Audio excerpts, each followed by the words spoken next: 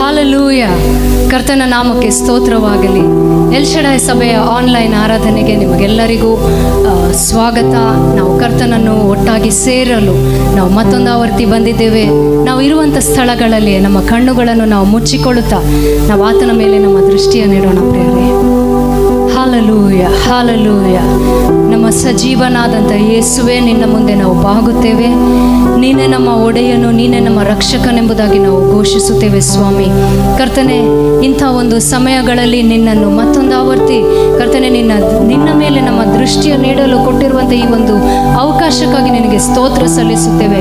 ಕರ್ತನೆ, ಈ ಮುಂಜಾನೆ ಸಮಯದಲ್ಲಿ ನಾವು ಯಾವುದೇ ಪರಿಸ್ಥಿತಿಗಳಲ್ಲಿರಬಹುದು, ಆದರೆ ನಿನ್ನ ಮುಂದೆ ನಾವು ಬರುತ್ತೇವೆ ಸ್ವಾಮಿ. ನೀನೇ ನಮಗೆ ಉತ್ತರವಾಗಿದ್ದಿ. ನೀನೇ ನಮ್ಮನ್ನು ಸಮಸ್ತ ವಿಷಯಗಳಿಂದ ನಮ್ಮನ್ನು ಬಿಡುಗಡೆ ಮಾಡುವಾತನಾಗಿದ್ದಿ ಸ್ವಾಮಿ. ನಿನಗೆ ಸ್ತೋತ್ರ ಸಲ್ಲಿಸುತ್ತಾ ಯೇಸುವಿನ ನಮ್ಮ ಉನ್ನತವಾದ ನಾಮದಲ್ಲಿ ಬೇಡಿ ಹೊಂದಿದ್ದೇವೆ ಕರ್ತನೆ. Amen, amen. ಯೆಹೋವನನ್ನು ನಾವು ಆಶ್ರಯಿಸುವಾಗ, ನಾವು ಆತನ ಬಲದಲ್ಲಿ ನಾವು ಆಶ್ರಯಿಸುವಾಗ ನಮಗೆ ಯಾವ ಕೇಡು ನಮ್ಮನ್ನು ಮುಟ್ಟದು ಪ್ರಿಯರೇ. ಈ ಒಂದು ವಾಕ್ಯವನ್ನು ನಾವು ನಂಬಿಕೆಯಿಂದ ನಾವು ಘೋಷಿಸೋಣ ಈ ಮುಂಜಾನೆ ಸಮಯದಲ್ಲಿ. ಹಾಲೆಲೂಯ.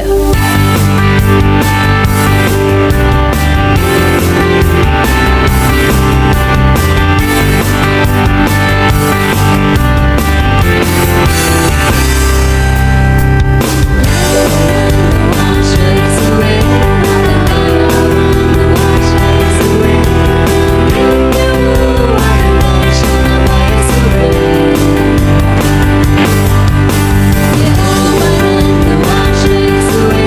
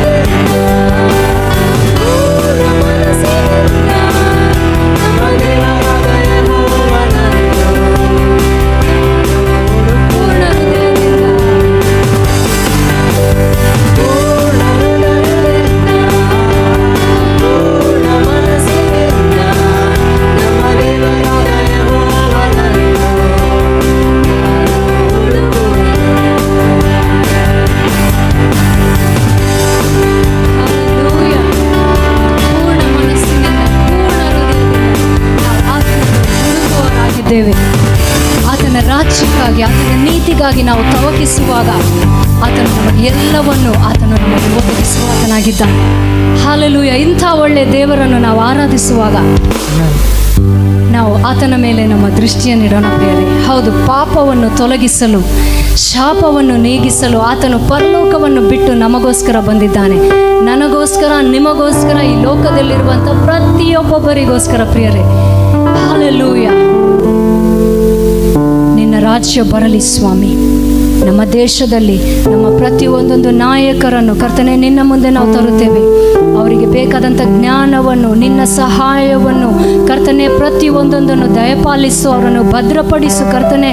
ಇಂಥ ಸಮಯಗಳಲ್ಲಿ ಕರ್ತನೆ ಅವರು ನಿನ್ನ ಕಡೆಗೆ ಕರ್ತನೆ ಮೊರೆ ಇಡುವಂತೆ, ನಿನ್ನ ಕಡೆಗೆ ಅವರ ದೃಷ್ಟಿಯನ್ನಿಡುವಂತೆ ಸಹಾಯ ಮಾಡೆಂಬುದಾಗಿ ನಾವು ಪ್ರಾರ್ಥಿಸುತ್ತೇವೆ ಕರ್ತನೆ. ಅಷ್ಟು ಮಾತ್ರವಲ್ಲದೆ ಇಡೀ ಸಭೆ ಕರ್ತನೆ, ನಿನ್ನ ಒಂದು ಶರೀರವಾಗಿರುವಂಥ ಸಭೆಯು ಈ ಒಂದು ಸಮಯಗಳಲ್ಲಿ ಏಳಲಿ ಎಂಬುದಾಗಿ ನಾವು ಪ್ರಾರ್ಥಿಸುತ್ತೇವೆ ಸ್ವಾಮಿ ಕರ್ತನೆ. Lord, let your church arise O God at this time, so that we will take back everything that the enemy has stolen from us, oh God. ವೈರಿಯು ನಮ್ಮಿಂದ ಕದ್ದುಕೊಂಡಿರುವಂಥ ಪ್ರತಿಯೊಂದೊಂದನ್ನು ನಾವು ಹಿಂತಿರುಗಿಸುತ್ತೇವೆ ಯೇಸುವಿನ ನಾಮದಲ್ಲಿ. We thank you. We speak your blessing. We release your blessing over our nation and the nations of the world, oh God. In the name of Jesus we pray. Amen. Hallelujah. ಈ ತಂಪಾದ ದಿನದಲ್ಲಿ ನಿಮ್ಮೆಲ್ಲರಿಗೂ ಯೇಸು ಕ್ರಿಸ್ತರ ನಾಮದಲ್ಲಿ ಶುಭಾಶಯಗಳನ್ನು ಕೋರುತ್ತಾ ಕರ್ತನನ್ನು ಆರಾಧಿಸಲು ನಾವು ಬಂದಿದ್ದೇವೆ. ಇಷ್ಟು ಪರಿಸ್ಥಿತಿಗಳು ಸವಾಲುಗಳಾಗಿದ್ದರೂ ನಾವು ಕೂಡಿ ಬಂದಿದ್ದೇವೆ. ಕರ್ತನ ನಾಮಕ್ಕೆ ಸ್ತೋತ್ರವಾಗಲಿ. ಅದು ಮಾತ್ರವಲ್ಲದೆ ಈ ಸಮಯದಲ್ಲಿ ಯೇಸು ನಾಮದಲ್ಲಿ ನಮ್ಮ ಆನ್ಲೈನ್ ವೀಕ್ಷಕರೆಲ್ಲರಿಗೂ ಕೂಡ ಶುಭಾಶಯಗಳನ್ನು ಕೋರುತ್ತಾ ಈ ದಿನ ಕರ್ತನ ಆರಾಧನೆಯಲ್ಲಿ ನಾವು ಒಟ್ಟುಗೂಡಿರುವಾಗ ಖಂಡಿತವಾಗಿ ಕರ್ತನು ನಮ್ಮ ಸಂಗಡ ಮಾತನಾಡುತ್ತಾನೆ. ಪ್ರಿಯರೇ, ತಿಳಿದಿರುವಂಥ ಒಂದು ಅಂಶವನ್ನೇ ಪುನಃ ನಾವು ದೇವರ ವಾಕ್ಯದಿಂದ ನೋಡಿಕೊಳ್ಳೋಣ. ಗಮನ ಕೊಟ್ಟು ನನ್ನ ಕಡೆ ನೀವು ನಿಮ್ಮೆಲ್ಲ ಒಂದು ಗಮನವನ್ನು ಸಲ್ಲಿಸಿ ಇಡುವುದಾದರೆ ಇವತ್ತು ಬರುವಂಥ ವಾಕ್ಯವು ನಮ್ಮ ಜೀವಿತದಲ್ಲಿ ಕಾರ್ಯ ಮಾಡುತ್ತದೆ. ವಾಕ್ಯದ ಬಗ್ಗೆ ಒಂದು ವಿಷಯ ನಿಮ್ಮಲ್ಲಿ ಹೇಳೋದು ಏನೆಂದರೆ, ವಾಕ್ಯವು ಯಾವ ಕೆಲಸಕ್ಕಾಗಿ ಏಸಪ್ಪ ಕಳಿಸ್ತಾರೋ ಆ ಕೆಲಸವನ್ನು ಅದು ಖಂಡಿತವಾಗಿ ನೆರವೇರುವಂಥದ್ದಾಗಿದೆ. ಇವತ್ತು ನಾನು ಹಂಚಿಕೊಳ್ತಿರುವಂಥ ವಿಷಯವನ್ನು ಒಂದು ವೇಳೆ ನೀವಾಗಲೇ ಕೇಳಿರಬಹುದು, ಓದಿರಬಹುದು. ಆದಾಗ್ಯೂ ಪುನಃ ಅದನ್ನು ಕೇಳೋದರಿಂದ ಏನಾಗುತ್ತದೆ, ನಾವು ಮರ್ತೋಗಿದ್ದ ಸಂಗತಿಗಳು ನಮ್ಮ ನೆನಪಿಗೆ ಬರುವಂಥದ್ದಾಗಿದೆ. ಮರೆಯುವಂಥದ್ದು ಭಾಳ ಸುಲಭವಾಗಿದೆ ನಮ್ಮೆಲ್ಲರಿಗೂ. ಪ್ರಿಯರೇ, ಪ್ರಾರಂಭಿಸಿದಾಗ ಲೂಕನು ಬರೆದ ಸುವಾರ್ತೆ 8ನೇ ಅಧ್ಯಾಯದಲ್ಲಿ ಈ ಒಂದು ವಾಕ್ಯಗಳನ್ನು ಆ ಸ್ಕ್ರೀನಲ್ಲಿ ಕೂಡ ನಿಮ್ಮ ಮುಂದೆ ಅದು ಡಿಸ್ಪ್ಲೇ ಆಗ್ತಿರಲಾಗಿ ನಾವೆಲ್ಲರೂ ಅದನ್ನು ಗಮನ ಕೊಟ್ಟು ನೋಡಿಕೊಳ್ಳೋಣ. ಬಿತ್ತುವವನು ಬೀಜವನ್ನು ಬಿತ್ತುವುದಕ್ಕಾಗಿ ಹೊರಟು ಹೋದನು. ಆತನು ಬಿತ್ತಿದಾಗ ಕೆಲವು ದಾರಿಯ ಮಗ್ಗದಲ್ಲಿ ಬಿದ್ದು ತುಳಿಯಲ್ಪಟ್ಟವು. ಆಕಾಶದ ಪಕ್ಷಿಗಳು ಅವುಗಳನ್ನು ನುಂಗಿಬಿಟ್ಟವು. ಇದಲ್ಲದೆ ಕೆಲವು ಬಂಡೆಯ ಮೇಲೆ ಬಿದ್ದವು. ಮೊಳೆತ ಕೂಡಲೇ ತಾತ್ಕಾಲಿಕವಾಗಿ ಇದ್ದು ಕಾರಣದಿಂದ ಅದು ಒಣಗಿ ಹೋಯಿತು ಎಂಬುದಾಗಿ. ಕೆಲವು ಮುಳ್ಳುಗಳ ಮಧ್ಯದಲ್ಲಿ ಬಿದ್ದವು. ಆಗ ಮುಳ್ಳುಗಳು ಅವುಗಳೊಂದಿಗೆ ಬೆಳೆದು ಅವುಗಳನ್ನು ಅಡಗಿಸಿ ಬಿಟ್ಟವು. ಕೆಲವು ಒಳ್ಳೆಯ ನೆಲದಲ್ಲಿ ಬಿದ್ದವು. ಆಗ ಅವು ಬೆಳೆದು 100ರಷ್ಟು ಫಲ ಕೊಟ್ಟಿತು. ಇವುಗಳನ್ನು ಆತನು ಹೇಳಿ, ಕೇಳುವುದಕ್ಕೆ ಕಿವಿಯುಳ್ಳವನು ಕೇಳಲಿ ಎಂಬುದಾಗಿ ಯೇಸು ಸ್ವಾಮಿಯು ಇದನ್ನು ಹೇಳಿದರು. ಗಮನ ಕೊಟ್ಟು ಕೇಳಿರಿ ಪ್ರಿಯರೇ, ಇದೇ ಒಂದು ಉಪಮಾನವನ್ನು ಕೂಡ ಯೇಸು ಸ್ವಾಮಿ ಬಂದು ಮಾರ್ಕನ ಬರೆದ ಸುವಾರ್ತೆಯಲ್ಲಿ ಕೂಡ ಹೇಳಿದ್ದಾರೆ. ಯೇಸು ಸ್ವಾಮಿ ದೇವರ ರಾಜ್ಯದ ವಿಷಯಗಳನ್ನೆಲ್ಲ ಈ ರೀತಿ ತನ್ನ ಜನರಿಗೆ ಅವರು ತೋರಿಸ್ತಾ ಇದ್ದರು. ಶಿಷ್ಯರಿಗೆ ಅರ್ಥವಾಗ್ತಾ ಇರಲಿಲ್ಲ. ಅರ್ಥವಾಗದೇ ಇರುವಾಗ ಯೇಸು ಕ್ರಿಸ್ತರ ಬಳಿಗೆ ಹೋಗಿ ಅವರು ಏನು ಮಾಡ್ತಾ ಇದ್ದರು ಅಂದರೆ, ಆ ವಾಕ್ಯದ ವಿವರವನ್ನು ನಮಗೆ ತಿಳಿಸು ಸ್ವಾಮಿ ಎಂದು ಕೇಳ್ತಾ ಇದ್ದರು. ಭಾಳ ಸಾರಿ ನಮಗೂ ಕೂಡ ವಾಕ್ಯ ಓದುತ್ತಾ ಇರುವಾಗ ಅರ್ಥವಾಗದೇ ಇರಬಹುದು. ಅರ್ಥವಾಗದೇ ಇರುವಾಗ ಅದೇ ರೀತಿ ನಾವು ಸುಮ್ಮನೆ ಇರುವಂಥದ್ದು ಬೇಡ. ಅಂದು ಯೇಸು ಕ್ರಿಸ್ತರು ಮನುಷ್ಯನಾಗಿ ಭೂಮಿಯಲ್ಲಿ ಜೀವಿಸಿದರು. ಇವತ್ತು ಪವಿತ್ರಾತ್ಮನು ನಿಮ್ಮೊಳಗೂ ನನ್ನೊಳಗೂ, ನಮ್ಮ ಒಳಗೆ ಆತನು ಜೀವಿಸ್ತಾ ಇದ್ದಾನೆ. ವಾಕ್ಯ ಅರ್ಥವಾಗಲಿಲ್ಲ ಅಂದರೆ ಸುಮ್ಮನೆ ಇರಬೇಡ್ರಿ. ಆ ಪವಿತ್ರಾತ್ಮನ ಬಳಿಗೆ ನಮ್ಮನ್ನು ತಗ್ಗಿಸಿಕೊಂಡು, ಸ್ವಾಮಿ ನನಗೆ ಕಲಿಸಿಕೊಡಪ್ಪ, ನನಗೆ ವಾಕ್ಯದ ಮುಖಾಂತರ ನೀನು ಮಾತನಾಡು ಸ್ವಾಮಿ, ನನಗೆ ಇದನ್ನು ತಿಳಿಯಪಡಿಸು ಅಂತ ಹೇಳಿದಾಗ ಖಂಡಿತವಾಗಿ ಯೇಸು ಸ್ವಾಮಿಯು ಆತ್ಮನ ಮುಖಾಂತರ ನಮಗೆ ಆ ವಾಕ್ಯಗಳನ್ನು ತಿಳಿಯಪಡಿಸ್ತಾನೆ. ಪ್ರಿಯರೇ, ಈ ಸಾಮ್ಯವು ಶಿಷ್ಯರಿಗೆ ಅರ್ಥ ಆಗಲಿಲ್ಲ. ಅರ್ಥ ಆಗದೆ ಇರುವಾಗ ಶಿಷ್ಯರು ಯೇಸುವನ್ನು ಕೇಳಿದಾಗ ನಾವು ನೋಡುತ್ತೇವೆ, ಇದೇ ಲೂಕ 8ರಲ್ಲಿ 14ರಿಂದ 15 ತನಕ ಯೇಸು ಸ್ವಾಮಿ ಏನು ಮಾಡ್ತಾರೆ ಅಂದರೆ ಶಿಷ್ಯರಿಗೆ ಇದನ್ನು ವಿವರಿಸಲು ಅವರು ಪ್ರಾರಂಭಿಸ್ತಾರೆ. ಆ ಸಾಮ್ಯವು ಇದೆ. ಶಿಷ್ಯರಿಗೆ ಬೇಕಾಗಿತ್ತು ಈ ಸಾಮ್ಯವು ಏನೆಂಬುದಾಗಿ. ಸ್ವಾಮಿ ಹೇಳ್ತಾ ಇದ್ದಾರೆ, ಈ ಸಾಮ್ಯವು ಇದೆ ಎಂಬುದಾಗಿ. ಬೀಜವು ದೇವರ ವಾಕ್ಯವೇ. ಬಿತ್ತುವವನು ಬೀಜವನ್ನು ಬಿತ್ತಿದನು. ಎಲ್ಲರೂ ಹೇಳ್ರಿ, ಬಿತ್ತುವವನು ಬೀಜವನ್ನು ಬಿತ್ತಿದನು. ಸ್ವಲ್ಪ ಗಟ್ಟಿಯಾಗಿ ಹೇಳೋಣವಾ? ಬಿತ್ತುವವನು ಬೀಜವನ್ನು ಬಿತ್ತಿದನು. ಆ ಬೀಜವು ದೇವರ ವಾಕ್ಯ ಎಂಬುದಾಗಿ ಯೇಸು ಹೇಳ್ತಾ ಇದ್ದಾನೆ. ಇದರ ಅರ್ಥ ಏನಂದ್ರೆ ಪ್ರಿಯರೇ, ಬಿತ್ತಲ್ಪಟ್ಟಂಥ ಬೀಜವು ದೇವರ ವಾಕ್ಯವಾಗಿದೆ. ಪ್ರತಿಯೊಂದು ಬೀಜದಲ್ಲಿರುವಂಥ ಗುಣಲಕ್ಷಣವೇನೆಂದರೆ ಅದು ಬಿತ್ತಲ್ಪಟ್ಟಾಗ ಅದು ಬೆಳೆಯುವಂಥದ್ದಾಗಿದೆ. ಬಿತ್ತಲ್ಪಟ್ಟಂಥ ಬೀಜವು ಅದು ಬೆಳೆಯುವಂಥದ್ದಾಗಿದೆ. ಬೀಜದಲ್ಲಿ ಆ ಕ್ಷಮತೆಯನ್ನು ದೇವರಿಟ್ಟಿದ್ದಾನೆ. ಯಾವ ಥರದ ಬೀಜವನ್ನು ನಾವು ಹಾಕಿದರೆ, ಒಂದು ಸಪೋಟ ಹಣ್ಣಿನ ಬೀಜ ಹಾಕಿದರೆ ಸಪೋಟ ಗಿಡ ಬರುವಂಥ ಕ್ಷಮತೆ ದೇವರ ಅದರಲ್ಲಿ ಇಟ್ಟಿದ್ದಾನೆ. ಮಾವಿನ ಹಣ್ಣಿನ ಬೀಜ ಬಿತ್ತಿದರೆ ಮಾವಿನ ಗಿಡ ಬರುವಂಥ ಒಂದು ಕ್ಷಮತೆಯನ್ನು ದೇವರಿಟ್ಟಿದ್ದಾನೆ. ಇವತ್ತು ಹೃದಯವು ಆ ಭೂಮಿಗೆ ಹೋಲಿಕೆಯಾಗಿದೆ. ನಮ್ಮ ಹೃದಯದಲ್ಲಿ ವಾಕ್ಯವೆಂಬಂಥ ಬೀಜ ಬಂದಾಗ, ಇವತ್ತು ನನ್ನ ಸಂದೇಶದ ಒಂದು ಶಿರೋನಾಮ ಏನೆಂದರೆ, ಯಾಕೆ ದೇವರ ವಾಕ್ಯ ಕೆಲವರಲ್ಲಿ ಮಾತ್ರ ಕೆಲಸ ಮಾಡ್ತದೆ, ಕೆಲವರಲ್ಲಿ ಮಾಡಲ್ಲ. ನಮ್ಮಲ್ಲಿ ಕೂಡ ಭಾಳ ಸಾರಿ ಪ್ರಶ್ನೆ ಇರ್ಬೋದು, ಅದೇ ಬೈಬಲ್ ನನ್ನ ಬಳಿಯಲ್ಲಿದೆ, ಅದನ್ನೇ ನಾನು ಓದ್ತಿದ್ದೀನಿ, ಯಾಕೆ ನನ್ನ ಜೀವಿತದಲ್ಲಿ ಕೆಲಸ ಮಾಡ್ತಾ ಇಲ್ಲ? ಪಾಸ್ಟ್ರು ಹೇಳ್ತಾರೆ, ಅವ್ರು ಹೇಳ್ತಾರೆ, ಈ ಟಿ ವಿ ಸೇವಕರು ಅವ್ರು ಹೇಳ್ತಾರೆ, ಇವ್ರು ಹೇಳ್ತಾ ಇದ್ದಾರೆ, ಈ ವಾಕ್ಯ ನನ್ನಲ್ಲಿ ಇಷ್ಟು ಮಾಡಿತು, ಅದ್ಭುತ ಮಾಡಿತು, ಸ್ವಸ್ಥತೆ ಆಯಿತು, ಅದಾಯಿತು, ಇದಾಯಿತು ಎಂಬುದಾಗಿ ಎಲ್ಲವನ್ನು ನಾವು ಕೇಳ್ತಾ ಇದ್ದೀವಿ. ಆದರೆ ನನ್ನ ಜೀವಿತದಲ್ಲಿ ಯಾಕೆ ಏನೂ ಆಗ್ತಾ ಇಲ್ಲ ಎಂಬುದಾಗಿ ಆ ಪ್ರಶ್ನೆ ಇರುವುದಾದರೆ, ಆ ಪ್ರಶ್ನೆಗೆ ಇವತ್ತು ಉತ್ತರವನ್ನು ಯೇಸು ಸ್ವಾಮಿ ನಮಗೆ ಕೊಡೋರಾಗಿದ್ದಾರೆ. ಪ್ರಿಯರೇ, ಗಮನ ಕೊಟ್ಟು ಕೇಳಿರಿ, ಏನು ಹೇಳ್ತದೆ ಇಲ್ಲಿ ವಾಕ್ಯವೆಂದರೆ, ವಾಕ್ಯವು ಕೇಳಿದಾಗ, ಬೀಜವು ದೇವರ ವಾಕ್ಯವೇ.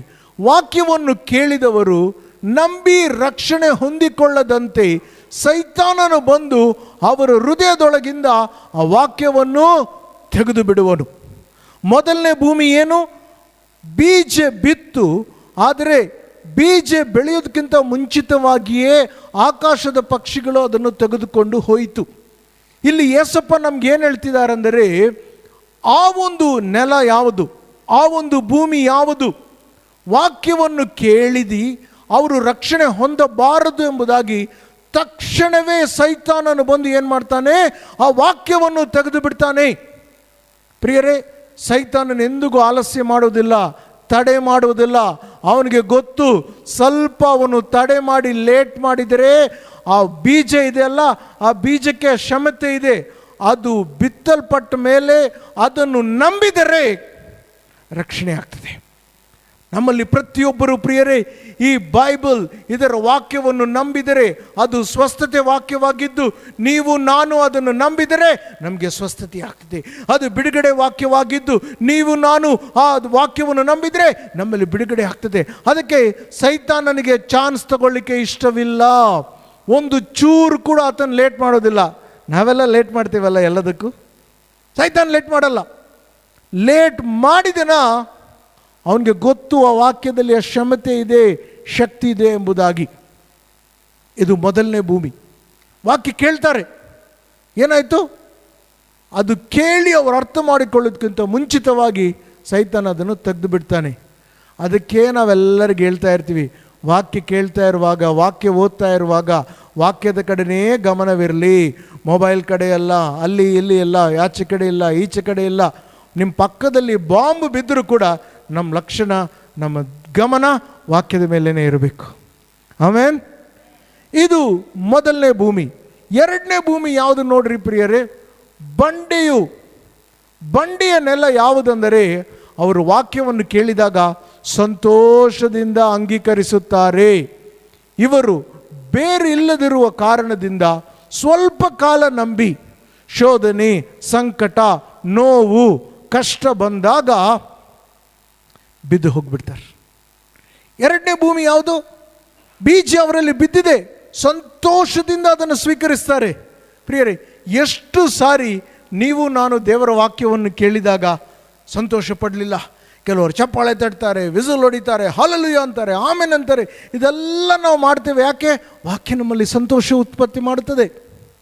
ಆದರೆ ಆ ಬೇರು ಆಳವಾಗಿ ಹೋಗದೇ ಇದ್ದ ಕಾರಣದಿಂದ ಶೋಧನೆ ಬರ್ತದೆ, ಕಷ್ಟ ಬರ್ತದೆ, ಸಂಕಟ, ವೇದನೆ ಬಂದಾಗ ಬಿದ್ದೋಗ್ಬಿಡ್ತಾರೆ. ಪ್ರಿಯರೇ, ಬೇರು ಇಲ್ಲದ ಕಾರಣದಿಂದ ಯಾವ ಬೀಜ ಬಿತ್ತಲ್ಪಟ್ಟರೂ ಅದಕ್ಕೆ ಆ ಕ್ಷಮತೆ, ಶಕ್ತಿ ಇದೆ. ಅದು ತನ್ನ ಬೇರನ್ನು ಆಳವಾಗಿ ಒಳಗೆ ಕಳಿಸುತ್ತದೆ. ಬಟ್ ಯಾಕ್ರಿ ನಮ್ಮಲ್ಲಿ ಕೆಲಸ ಮಾಡ್ತಾ ಇಲ್ಲ? ಯಾಕೆ ಅಂದರೆ ಆ ಬೀಜವನ್ನು ನಾವು ರಕ್ಷಿಸಬೇಕು. ನನಗಿನ್ನೂ ನೆನಪಿದೆ, ಚಿಕ್ಕ ಹುಡುಗನಾಗಿದ್ದಾಗ ಶಾಲೆಯಲ್ಲಿ ಹೋಗ್ತಾ ಇರುವಾಗ ಈ ದಾರಿಯಲ್ಲಿ ಬಂದು ಈ ಸರ್ಕಾರ ಅವ್ರು ಏನು ಮಾಡ್ತಾಯಿದ್ರು ಅಂದರೆ, ಕೆಲವು ಬೀಜಗಳನ್ನು ನೆಡ್ತಾಯಿದ್ರು. ಹಾಕಿದಾಗ ಅವ್ರು ಏನು ಮಾಡ್ತಾಯಿದ್ರು, ಅದರ ಸುತ್ತಲೂ ಒಂದು ಬೇಲಿ ಕಟ್ತಾಯಿದ್ರು. ಇಲ್ಲದಿದ್ದರೆ ದಾರಿಯಲ್ಲಿ ಹೋಗುವಂಥ ಯಾವುದೋ ಒಂದು ಪ್ರಾಣಿ ಬಂದು ಅದನ್ನು ತಿಂದು ಬಿಡ್ತದೆ.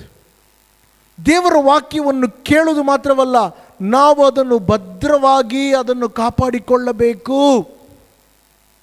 ಆವಾಗ ಬೇರು ಆಳವಾಗಿ ಹೋಗ್ತದೆ, ಒಳಗೆ ಆಳವಾಗಿ ಒಳಗೋಗಿ ಅದೇನು ಮಾಡ್ತದೆ? ಫಲವನ್ನು ಅದು ಕೊಡುವಂಥದ್ದಾಗಿದೆ. ಮೂರನೇ ಭೂಮಿ ಯಾವುದಂದರೆ, ಮುಳ್ಳುಗಳ ಮಧ್ಯದಲ್ಲಿ ಬಿದ್ದಿರುವಂಥ ಬೀಜ. ಕೇಳಿದ ಮೇಲೆ ಅವರು ಮುಂದುವರಿತಾರೆ, ಆದರೆ ಜೀವನದ ಚಿಂತೆಗಳು, ಐಶ್ವರ್ಯದಿಂದ ಉಂಟಾಗುವಂಥ ಲೋಭಗಳು ಅವಳನ್ನು ಅಡಗಿಸಿ, ಐಶ್ವರ್ಯ, ಲೋಕದ ಒಂದು ಎಲ್ಲ ಭೋಗಗಳು ಆ ವಾಕ್ಯವನ್ನು ಅಡಗಿಸುತ್ತದೆ. ಈ ಮೂರನೇ ಭೂಮಿ ಯಾವುದಂದರೆ, ಮುಳ್ಳಿನ ಗಿಡಗಳ ಮಧ್ಯದಲ್ಲಿ ಬಿದ್ದಂತಹ ಬೀಜ. ಮುಳ್ಳಿನ ಗಿಡಗಳಾಗಲೇ ಇದ್ದಾವೆ ಆ ಭೂಮಿಯಲ್ಲಿ. ಯೇಸು ಸ್ವಾಮಿ ಬಂದು ನಮ್ಮ ಹೃದಯವನ್ನು ಆ ಭೂಮಿಗೆ ಅವರು ಹೋಲಿಸ್ತಾ ಇದ್ದಾರೆ. ಆ ಭೂಮಿ ಯಾವುದಿಲ್ಲಿ? ಆತನು ಹೇಳುವಂಥದ್ದು ನಮ್ಮ ಹೃದಯ. ನಮ್ಮ ಹೃದಯದಲ್ಲಿ ಆ ಮುಳ್ಳುಗಳು ಆಗಲೇ ಇದೆ, ನಮಗೆ ಗೊತ್ತಿರೋದಿಲ್ಲ. ಯೇಸು ಸ್ವಾಮಿ ಏನು ಹೇಳ್ತಿದ್ದಾರೆ? ಆ ಮುಳ್ಳು ಯಾವುದಂತೆ? ಚಿಂತೆಗಳು, ಹಣಕಾಸಿನ ಆಸೆ ಅಥವಾ ಐಶ್ವರ್ಯದ ಭೋಗಗಳು. ಅವು ಏನು ಮಾಡ್ತದೆ? ಆ ವಾಕ್ಯವನ್ನು ಅಣಗಿಸುತ್ತದೆ. ಚಿಂತೆ ಮಾಡಿದಾಗ ನೀವು ನಾನು ಆ ವಾಕ್ಯದ ಶಕ್ತಿಯನ್ನು, ಆ ಚಿಂತೆ ಏನು ಮಾಡಿಬಿಡ್ತದೆ? ಅಣಗಿಸಿಬಿಡ್ತದೆ. ವಾಕ್ಯದಲ್ಲಿ ಶಕ್ತಿ ಇಲ್ಲ ಎಂಬುದಾಗಿ ಅಲ್ಲ, ಆದರೆ ನಮ್ಮ ಚಿಂತೆ ಏನು ಮಾಡ್ತದೆ ಅಂದರೆ, ಯೇಸುಸ್ವಾಮಿ ಹೇಳ್ತಾ ಇದ್ದಾರೆ, ಅದೊಂದು ಮುಳ್ಳಿನ ಗಿಡ ಥರ. ಎಲ್ಲ ವಿಷಯಗಳಿಗಾಗಿ ನಾವು ಚಿಂತಿಸ್ತಾ ಇರ್ತೀವಲ್ಲ, ಇದಾಗಿಲ್ಲ, ಇದಾಗಿಲ್ಲ ಎಂಬುದಾಗಿ. ಆದರೆ ಪ್ರಿಯರೇ, ಆ ಚಿಂತೆ ಏನು ಮಾಡ್ತದೆ ಅಂದರೆ, ನಮ್ಮ ನಂಬಿಕೆಯನ್ನು ತೆಗೆದು ನಮ್ಮಲ್ಲಿ ಸಂಶಯವನ್ನು ಹುಟ್ಟಿಸುತ್ತದೆ. ಪ್ರತಿ ಸಾರಿ ಚಿಂತೆ ಮಾಡಿದಾಗ ನಮ್ಮ ನಂಬಿಕೆ ಏನಾಗ್ತದೆ? ಅದು ಬಲಹೀನವಾಗ್ತದೆ. ಎಷ್ಟು ಸಾರಿ ನಾವು ಚಿಂತಿಸ್ತೀವಲ್ಲ, ಆ ವಿಷಯಕ್ಕಾಗಿ, ಈ ವಿಷಯಕ್ಕಾಗಿ, ಅದಕ್ಕಾಗಿ, ಇದಕ್ಕಾಗಿ. ವಾಕ್ಯ ಓದುತ್ತೇವೆ, ವಾಕ್ಯ ಕೇಳ್ತೇವೆ, ಕೇಳಿದಾಗ ನಮ್ಮಲ್ಲಿ ನಂಬಿಕೆ ಉತ್ಪತ್ತಿಯಾಗಿ ಸಂತೋಷ ಪಡುತ್ತೇವೆ. ಆದರೆ ಯಾವಾಗ ನಮ್ಮಲ್ಲಿ ಆ ಸಂಶಯ ಬಂದಾಗ, ಚಿಂತೆ ಬಂದಾಗ, ಚಿಂತೆ ಸಂಶಯವನ್ನು ಹುಟ್ಟಿಸಿ ಏನಾಗ್ತದೆ ಅಂದರೆ, ಆ ಬೀಜ ಬೆಳೆಯದಂತೆ ಅದನ್ನು ಅಣಗಿಸ್ತದೆ. ವಾಕ್ಯ ಕೇಳ್ತಾರೆ, ಮುಂದೆ ಬರೀತಾರೆ, ಬೇರೆಯವರಿಗೆ ನಾವು ಹೇಳ್ತೇವೆ, ನೋಡ್ರಿ ಯೇಸುಸ್ವಾಮಿ ನಂಬಿರಿ, ನಾನು ನಿಮಗೋಸ್ಕರ ಪ್ರಾರ್ಥನೆ ಮಾಡ್ತೀನಿ, ಖಂಡಿತವಾಗಿ ದೇವರು ಅದ್ಭುತ ಮಾಡ್ತಾನೆ, ಬೇರೆಯವ್ರಿಗೆ ಹೇಳ್ತೀವಿ. ಆದರೆ ನಮ್ಮಲ್ಲಿ ಆ ಚಿಂತೆ ಬಂದಾಗ ಏನಾಗ್ತದೆ? ಸಂಶಯಪಟ್ಟು ಅದನ್ನು ಅಣಗಿಸಿಬಿಡ್ತದೆ. ಕೊನೆಯ ಭೂಮಿ ಯಾವುದು ನೋಡ್ರಿ? ಯೇಸುಸ್ವಾಮಿ ಅದನ್ನು ಒಳ್ಳೆಯ ಭೂಮಿ ಎಂಬುದಾಗಿ ಕರೀತಾರೆ. ಒಳ್ಳೆಯ ಭೂಮಿಯವರು ಯಾರಂದರೆ, ಯಥಾರ್ಥವಾದ ಒಳ್ಳೆಯ ಹೃದಯದಿಂದ ವಾಕ್ಯವನ್ನು ಕೇಳಿ ಅದನ್ನು ಕೈಕೊಂಡು ತಾಳ್ಮೆಯಿಂದ ಫಲಿಸುವವರೇ. ಒಳ್ಳೆಯ ಭೂಮಿ ಯಾವುದಂತೆ? ಯಥಾರ್ಥವಾದ ಮತ್ತು ಒಳ್ಳೆಯ ಹೃದಯದಿಂದ ವಾಕ್ಯವನ್ನು ಕೇಳಿ, ಆಂಗ್ಲ ಭಾಷೆಯಲ್ಲಿ ಬರೆದಿದೆ, ಅವರು ಅದನ್ನು ತಮ್ಮೊಳಗೆ ಇಟ್ಟುಕೊಳ್ತಾರೆ. ಆ ವಾಕ್ಯವನ್ನು ಇಟ್ಟುಕೊಂಡು ಅದನ್ನು ಅನುಸರಿಸ್ತಾರೆ. ವಾಕ್ಯ ನಮ್ಮಲ್ಲಿ ಇದ್ದರೆ ತಾನೇ ನಾವು ಉಪಯೋಗಿಸಲಾಗ್ತದೆ. ನಮ್ಮ ಹತ್ರ ಏನಿದೆಯೋ ಅದನ್ನೇ ನಾವು ಉಪಯೋಗಿಸಲಾಗ್ತದೆ. ಇಲ್ಲದಿದ್ದರೆ ಉಪಯೋಗಿಸಲಾಗುವುದಿಲ್ಲ. ವಾಕ್ಯವು ನಮ್ಮಲ್ಲಿ ಇದೆ, ಆದರೆ ನಾವು ವಾಕ್ಯವನ್ನು ಉಪಯೋಗಿಸಬೇಕು ಯಥಾರ್ಥ ಹೃದಯದಿಂದ. ಇವತ್ತು ಪ್ರಿಯರೇ, ಆ ವಾಕ್ಯವನ್ನು ನಾವು ನಂಬ್ತಾ ಇದ್ದೇವಾ? ನನಗೆ ಗೊತ್ತು, ಸಮಸ್ಯೆಗಳಿದ್ದಾವೆ, ಪರಿಸ್ಥಿತಿಗಳಿದ್ದಾವೆ, ನಾನಾ ಸಂಗತಿಗಳು ನಮ್ಮ ವಿರುದ್ಧವಾಗಿದ್ದಾವೆ. ಆದಾಗ್ಯೂ ವಾಕ್ಯವನ್ನು ನಾವು ನಂಬ್ತಾ ಇದ್ದೇವಾ? ಯಾವುದನ್ನು ನಾವು ನಂಬ್ತಾ ಇದ್ದೇವೆ? ಯಾವುದನ್ನು ನಾವು ನಂಬ್ತಾ ಇದ್ದೇವೆ? ಮೊದಲನೇ ಭೂಮಿ ಯಾವುದು? ವಾಕ್ಯ ಕೇಳಿದರು ತಕ್ಷಣವೇ ಸೈತಾನ್ ತಗೊಂಡ್ಬಿಟ್ಟ. ಜಾಗೃತಿಯಾಗಿ ಅವರು ಇರಲಿಲ್ಲ. ಎರಡನೇ ಭೂಮಿ ಯಾವುದರು? ವಾಕ್ಯ ಕೇಳಿದರು, ಸಂತೋಷವಾಯಿತು, ಹಲ್ಲೆಲೂಯಾ ಸ್ತೋತ್ರ ಅಂದರು. ಸ್ವಲ್ಪ ವಾಕ್ಯದ ನಿಮಿತ್ತ ಸಂಕಟ, ವೇದನೆ, ನೋವು, ಶ್ರಮೆ ಬಂದಾಗ ಬಿದ್ದೋಗ್ಬಿಟ್ರು. ಮೂರನೇ ಭೂಮಿ ಮುಳ್ಳಿನ ಗಿಡಗಳು, ಚಿಂತೆ, ಐಶ್ವರ್ಯದ ಲೋಭ. ಐಶ್ವರ್ಯದ ಹಿಂದೆ ನಾವು ಓಡೋದು ಬೇಕಾಗಿಲ್ಲ. ಕರ್ತನು ಕೊಟ್ಟ ಕೆಲಸವನ್ನು ನಾವು ಚೆನ್ನಾಗಿ ಯಥಾರ್ಥರಾಗಿ ಮಾಡೋಣ, ಐಶ್ವರ್ಯ ನಮ್ಮನ್ನು ಹುಡುಕೊಂಡು ಬರ್ತದೆ. ನಾವೆಲ್ಲಿಗೂ ಅದರ ಹಿಂದೆ ಓಡೋದು ಬೇಕಾಗಿಲ್ಲ ಪ್ರಿಯರೇ. ಇಂದು ನಮ್ಮ ಜೀವಿತವೇನು, ಹೇಗಿದೆ? ಈ ಒಂದು ಚಿಂತೆ ಮತ್ತು ಈ ಒಂದು ಐಶ್ವರ್ಯದ ಹಿಂದೆ ಓಡುವಂಥದ್ದು, ಹಣದ ಹಿಂದೆ ಓಡುವಂಥದ್ದು, ಅದು ಒಂದು ಮುಳ್ಳಾಗಿದೆ. ಆ ಮುಳ್ಳು ಏನು ಮಾಡ್ತದೆ? ಆ ವಾಕ್ಯವು, ಆ ಬೀಜ ನಮ್ಮಲ್ಲಿ ಬೆಳೆಯದಂತೆ ಅದನ್ನು ನಾಶನ ಮಾಡ್ತದೆ. ಅನೇಕರ ಜೀವಿತದಲ್ಲಿ ಹಿಂಗಾಗ್ತಾ ಇದೆ. ಕೇಳಿಕೊಳ್ಳೋಣ, ಸ್ವಾಮಿ ನನ್ನ ಹೃದಯದಲ್ಲಿ ಯಾವ ಮುಳ್ಳುಗಳಿದೆಯಪ್ಪ ನನಗೆ ತೋರಿಸಿಕೊಡು ಎಂಬುದಾಗಿ. ಯಾವ ಮುಳ್ಳು ನನ್ನ ಹೃದಯದಲ್ಲಿ ಇದೆ ಎಂಬುದಾಗಿ ನಾವು ಕೇಳಿಕೊಳ್ಳೋಣ. ಮುಂದೆ ಪ್ರಿಯರೇ, ವಾಕ್ಯವನ್ನು ನಾವು ನೋಡುತ್ತಿರಲಾಗಿ ಏನಲ್ಲಿ ನಾವು ನೋಡ್ತಾ ಇದ್ದೇವೆಂದರೆ, ಬೀಜವು ದೇವರ ವಾಕ್ಯ. ಇವತ್ತು ಚಿಂತೆ ಬಂದು ಅನೇಕರ ಜೀವಿತದಲ್ಲಿ ಆ ವಾಕ್ಯವನ್ನು ಅದು ಹಾಳು ಮಾಡ್ತಾ ಇದೆ. ಚಿಂತೆ ಮಾಡ್ತಾ ಇದ್ದೀರಾ ನೀವು? ಯೇಸು ಏನಂದರು? ಮತ್ತಾಯಿ 6ನೇ ಅಧ್ಯಾಯ, ನಾನು ಹೇಳ್ತೀನಿ ಕೇಳಿ, ಅದು ಅದರಲ್ಲಿಲ್ಲ. ಮತ್ತಾಯಿ 6ನೇ ಅಧ್ಯಾಯದಲ್ಲಿ ಯೇಸು ಏನು ಹೇಳ್ತಾರೆ ಅಂದರೆ 32-33 ವಚನದಲ್ಲಿ, ಏನು ತಿಂತೀರಿ, ಏನು ವಸ್ತ್ರ ಹಾಕ್ಕೊಳ್ತೀರಿ ಎಂಬುದಾಗಿ ನೀವು ಚಿಂತೆ ಮಾಡಬೇಡ್ರಿ.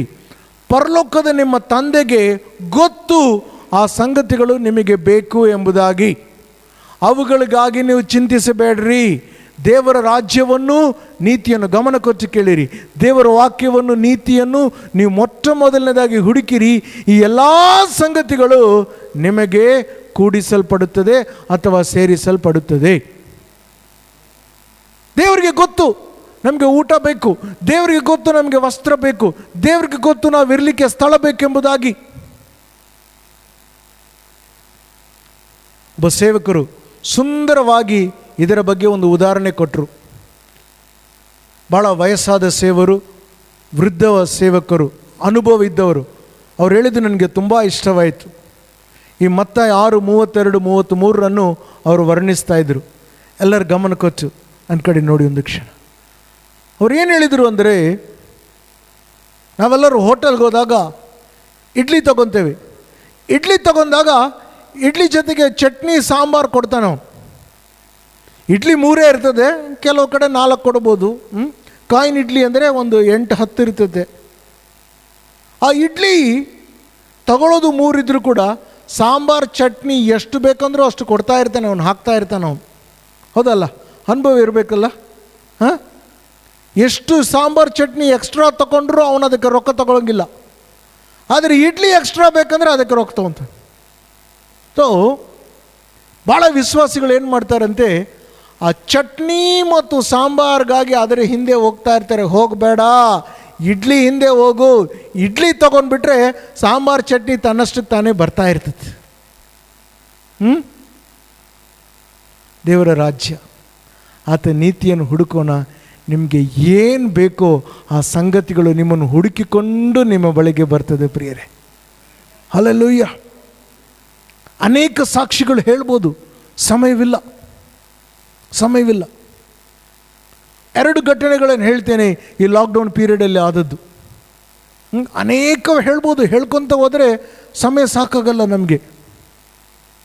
ಕೆಲವು ಸುಮಾರು ಒಂದು 2-3 ವಾರಗಳ ಹಿಂದೆ ಕೆಲವು ವಸ್ತುಗಳೆಲ್ಲ ನಂದು ಮುಗಿದೋಗಿತ್ತು. ಅಂದ್ಕೊಳ್ತಾ ಇದ್ದೆ ಏನು ಮಾಡೋಣ.